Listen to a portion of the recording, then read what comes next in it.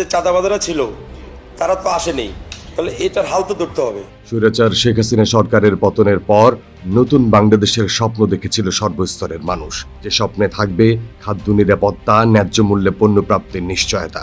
কিন্তু সিন্ডিকেট এবং অসাধু ব্যবসায়ীদের কারসাজিতে বাড়তি দামে কিনতে হচ্ছে পণ্য। বদলেছে সরকার, তবে বদলায়নি বাজার সিন্ডিকেট। এখনো তাদের সরব উপস্থিতি লক্ষ্য করা যাচ্ছে। যে চাঁদাবাজারা ছিল তারা তো আসেনি, তাহলে এটার হাল তো ধরতে হবে।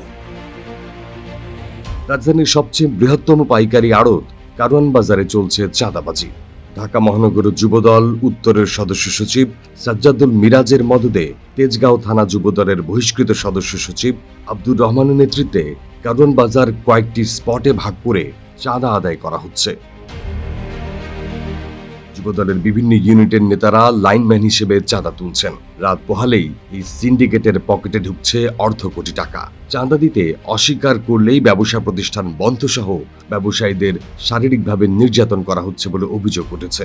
এছাড়া খালেদা জিয়ার গাড়ি বহরে হামলার মামলায় গ্রেফতারের ভয় দেখিয়ে ব্যবসায়ীদের কাছ থেকে 10,000 থেকে শুরু করে 10 লাখ টাকা পর্যন্ত চাঁদা আদায় করা হচ্ছে বলেও জানান ব্যবসায়ীরা।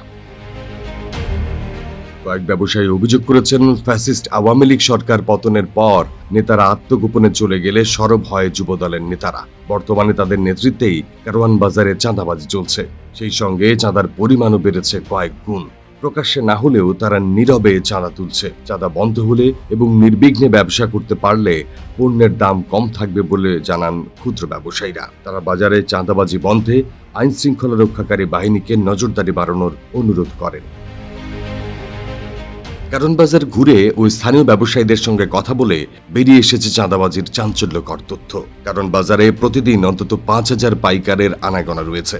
পণ্য কেনা, পরিবহনে লোড করা, ভ্যান গাড়িতে পণ্য নিয়ে যাওয়া থেকে শুরু করে সব ক্ষেত্রেই গুনতে হচ্ছে নির্দিষ্ট পরিমাণের চাঁদা।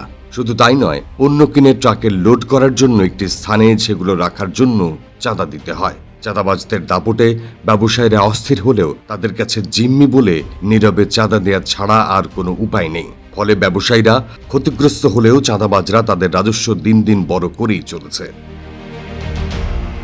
সাধারণত প্রতিদিন কারওয়ান বাজারে আসা ট্রাক প্রতি চাঁদা তোলা হয় 100 থেকে 300 টাকা করে। প্রতি রাতে কারওয়ান বাজারে অন্তত 400 ট্রাক পণ্য নিয়ে ঢোকে। গড়ে 200 টাকা করে চাঁদা ধরলে এক রাতে ট্রাক থেকেই চাঁদা উঠে 80,000 টাকা। ট্রাক থেকে পণ্য নামিয়ে যেসব ভ্যানে তোলা হয় সেগুলোকে চাঁদা দিতে হয় 50 টাকা করে। কারণ বাজারে বর্তমানে 700 ভ্যান গাড়ি রয়েছে। গড়ে প্রতি রাতে 400 ভ্যান গাড়ি চালু থাকলেও এই খাত থেকে চাঁদা আসে 20,000 টাকা। বিভিন্ন আড়ত থেকে মালামাল কিনে সেগুলো আবার পিকআপে লোড করতে হলে পাইকারদের চাঁদা গুনতে হয়। 5,000 পাইকার যদি প্রতি রাতে 100 টাকা করে চাঁদা দেয়, তার পরিমাণ রীতিমতো পাহাড় হয়ে দাঁড়ায় 5 লাখ টাকায়। সড়ক ও ফুটপাতে ভাসমান দোকানের কাছ থেকেও আদায় করা হয় মোটা অঙ্কের টাকা। সড়ক ও ফুটপাতের প্রতি রাতে 1,000-এর বেশি সবজির অস্থায়ী দোকান রয়েছে। সকাল পর্যন্ত চালু থাকা এসব দোকানের জায়গাগুলো চাঁদাবাজদের নিয়ন্ত্রণে। ফলে দোকান বসাতে হলেও তাদেরকে চাঁদা দিতে হয়। ব্যবসায়ীদের তথ্য অনুযায়ী 3 ফুট আয়তনের ভাসমান দোকানের জন্য 4,000 ও 6 ফুট দোকানের জন্য মাসে 10,000 টাকা ভাড়া দিতে হয়। এছাড়া দোকানের জায়গা বরাদ্দ পেতে অগ্রিম দিতে হয় অবস্থান ভেদে 50,000 থেকে 2 লাখ টাকা পর্যন্ত।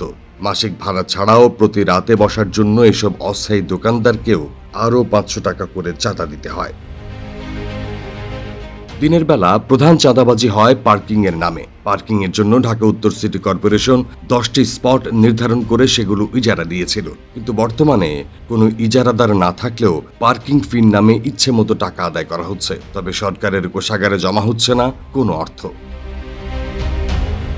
এছাড়াও জনতা টাওয়ার ও ক্রিসেন্ট মার্কেটের সামনে অবস্থান করা পিকআপ থেকে 150 টাকা করে চাঁদা আদায় করা হচ্ছে, যা সম্পূর্ণ অবৈধ।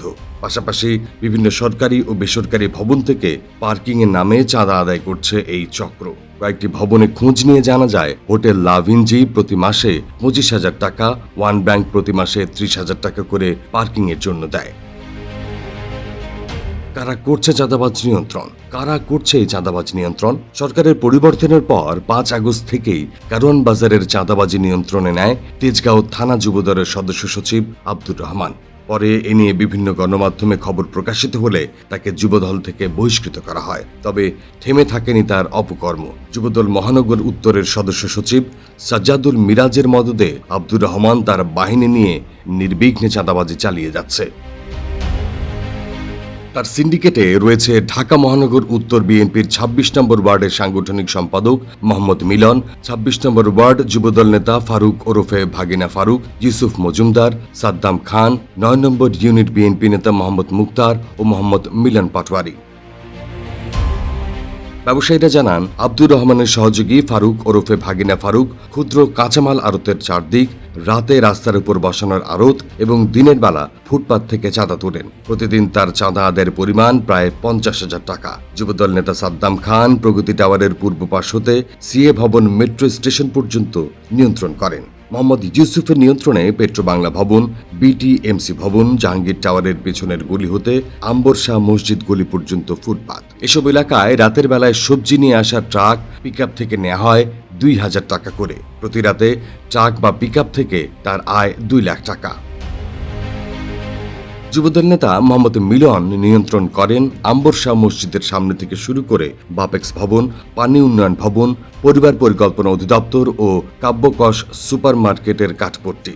আব্দুর রহমানের আরেক সহযোগী মোহাম্মদ মিলন পাটোয়ারি নিয়ন্ত্রণ করেন কারণ বাজারে আসা পিকআপ গাড়ি। ২৭০টি পিকআপ থেকে মাসিক ২,৫০০ টাকা হারে আদায় করা হয় ৬,৭৫,০০০ টাকা।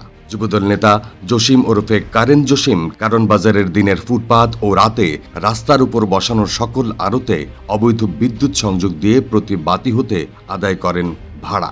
ফলে অবৈধ এই বিদ্যুৎ সংযোগের কারণে সরকারের লাখ লাখ টাকা লোকসান হচ্ছে। কিচেন মার্কেটে পূর্ব পাশের ২ নম্বর সুপার মার্কেটের দক্ষিণ পাশ, কামারসেট ও মাছবাজার থেকে চাঁদা আদায় করে মুক্তার হোসেন।